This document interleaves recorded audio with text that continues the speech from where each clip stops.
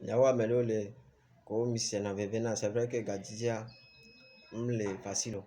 ke mi basiana vevena unu ke wana bena mi mjina la pere nyano bionchiwa munyo e gama nyibenu ko egbea ewo o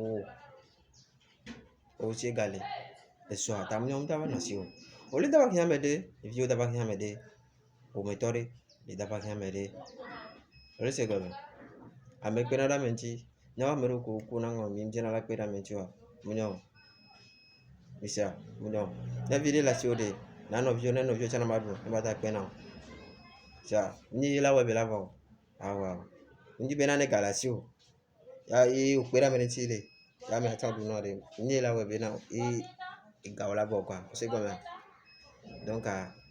wa amerique wene a tujo pasen ko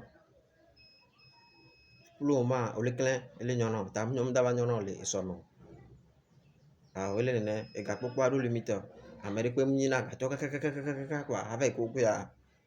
o e glo kaka e wa glo kaka problème de va non encore